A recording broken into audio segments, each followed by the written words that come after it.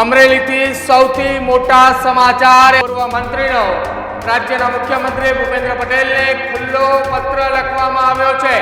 પાટીદાર સમાજની દીકરીઓની ચિંતા કરતો એક ખુલ્લો પત્ર રાજ્યના મુખ્યમંત્રીને લખ્યો છે। પટેલ સંકુલ નજીક થતી લુખ્ખા તત્વોની રોમિયોગીરી મુદ્દે આ પત્ર લખાયો છે। શહેરમાં બહુ સળગતો પ્રશ્ન હતો રોમિયોગીરીનો, એટલે કે અસામાજિક લોકો કોલેજનો સમય થાય જ્યારે સવારે આવવાનો અને બપોરે કે સાંજે જ્યારે સ્કૂલ કોલેજ છૂટે તો આ રોમિયાઓ અવારનવાર ત્યાં છેડતીઓ અને બાકીના અણછાજતા વર્તનો કરતા હતા। રાજ્યના મુખ્યમંત્રી ભૂપેન્દ્રભાઈ પટેલ, ગૃહમંત્રી અને અમરેલીના એસપી આ ત્રણેયને પત્ર લખીને મેં જાણ કરી છે કે અમરેલી શહેરની આ માંગ છે અને આ શહેરમાં જે દીકરીઓ ભણવા આવે છે, ખાસ કરીને સંકુલમાં 8,000 દીકરીઓ અભ્યાસ કરે છે અને એમાં 4,000 તો ત્યાં હોસ્ટેલમાં રહે છે। એવી રીતે બધી કોલેજોમાં જ્યાં જ્યાં જરૂર પડે તો આ રોમિયો સ્કોડ શરૂ થાય અને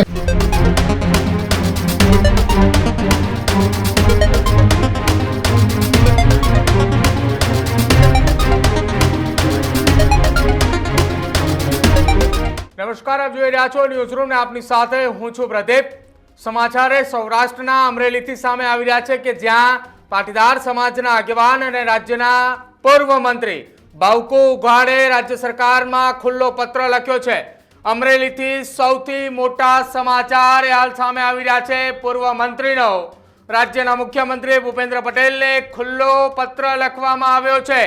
પાટીદાર સમાજની દીકરીઓની ચિંતા કરતો એક ખુલ્લો પત્ર રાજ્યના મુખ્યમંત્રીને લખ્યો છે। પૂર્વ મંત્રી બાવકુ ઉઘાડે મુખ્યમંત્રીને પત્ર લખ્યો છે। પટેલ સંકુલ નજીક થતી લુખ્ખા તત્વોની રોમિયોગીરી મુદ્દે આ પત્ર લખાયો છે। અમરેલીના પટેલ સંકુલની અંદર 8,000 દીકરીઓ અભ્યાસ કરે છે। આ નિવેદન બાવકુ ઉઘાડે આપ્યું છે। હોસ્ટેલમાં રહેતી દીકરીઓને ફસાવવાનો કારસો ચાલી રહ્યો છે। આ એ નિવેદન સાથે રાજ્યના મુખ્યમંત્રીને ખુલ્લો પત્ર પણ લખ્યો છે અને સાથે કહ્યું છે ભૂતકાળમાં પૂર્વ એસપી શોભા બુતરાએ રોમિયોગીરીને લઈને એક સ્ક્વોડની રચના કરી હતી। ભૂતકાળમાં એસપી શોભા બુતરાએ સંકુલ નજીક પોલીસ ચોકી પણ ગોઠવી હતી। રોમિયો સ્ક્વોડ બંધ થતાં અમરેલીની અંદર લુખ્ખા તત્વો અને રોમિયાગીરી વધી હોવાની એ બાવકુ ઉઘાડે નિવેદન આપ્યું છે। અમરેલીમાં ફરી એકવાર રોમિયો સ્ક્વોડની રચના કરવામાં આવે, જે અમરેલીની અંદર રોમિયો સ્ક્વોડ બંધ થઈ છે તે ચાલુ કરવામાં આવે અને રોમિયોગીરી બંધ કરવા માટે આ સ્ક્વોડની જરૂર હોવાની વાત એ રાજ્યના મુખ્યમંત્રીને પત્ર લખીને કરી છે। આપને જણાવી દઈએ કે બાવકુ ઉઘાડે રાજ્ય સરકારના પૂર્વ મંત્રી પણ રહી ચૂક્યા છે અને પૂર્વ મંત્રીનો રાજ્યના મુખ્યમંત્રીને આ ખુલ્લો પત્ર છે। આ પત્રની નકલ એ રાજ્યના ગૃહમંત્રી હર્ષ સંઘવીને પણ મોકલવામાં આવી છે અને આ પત્રની અંદર તમામ એ વાતનો ઉલ્લેખ કરવામાં આવ્યો છે કે અમરેલીના સંકુલ નજીક એ રોમિયોગીરી વધી છે।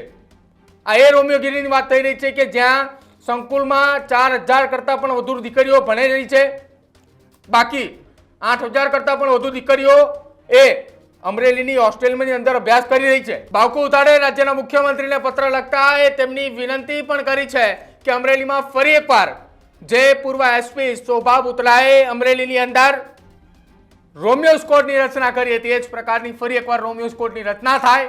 સંકુલ નજીક પોલીસ ચોકી પણ બનાવવામાં આવે કે જેથી સંકુલની અંદર ભણતી અભ્યાસ કરતી એ દીકરીઓ એ જે સુરક્ષા એમને મળી રહે, આ પ્રકારની રોમિયોગીરી અમરેલીમાં ઓછી થાય। શું કહ્યું રાજ્યના પૂર્વ મંત્રીએ મુખ્યમંત્રીને ખુલ્લો પત્ર લખતા, સાંભળો એ પણ। અમરેલી શહેરમાં જે ચક્કરગઢ રોડ ઉપર પટેલ સંકુલ આવેલ છે, આ પટેલ સંકુલના પ્રમુખ છે મનુભાઈ ઠુમર। તો મનુભાઈ ઠુમરની મારી સમક્ષ રજૂઆત હતી કે ઘણા વર્ષો પહેલાં અમરેલીના એસપી શોભાબેન ભૂતરા હતા ત્યારે એક અમરેલી શહેરમાં બહુ સળગતો પ્રશ્ન હતો રોમિયોગીરીનો, એટલે કે અસામાજિક લોકો સ્કૂલ કોલેજનો સમય થાય જ્યારે સવારે આવવાનો અને બપોરે કે સાંજે જ્યારે સ્કૂલ કોલેજ છૂટે તો આ રોમિયાઓ અવારનવાર ત્યાં છેડતીઓ અને બાકીના અણછાજતા વર્તનો કરતા હતા. એટલે એ સમયે રોમિયો સ્કોડને લીધે અમરેલીમાં ખૂબ સારી કામગીરી થઈ હતી.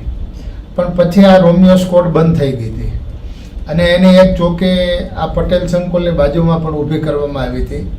પણ ત્યારથી અત્યાર સુધી આ રોમિયો સ્કોડ સંપૂર્ણ બંધ છે. અને આ ઉપરાંત મને શહેરના અનેક વેપારીઓ, નોકરિયાતો અને સજ્જન લોકોએ, ઘણા લોકોએ પણ મને રજૂઆત કરેલી કે આ રોમિયો સ્કોડ પાછી શરૂ થાય અને જેને લીધે આ શહેરની અંદર જે આ સ્કૂલ કોલેજના સમય દરમિયાન એ ખાસ કાળજી રાખે અને આ ઉપરાંત 24 કલાક આ રોમિયો સ્કોડની કામગીરી રહે.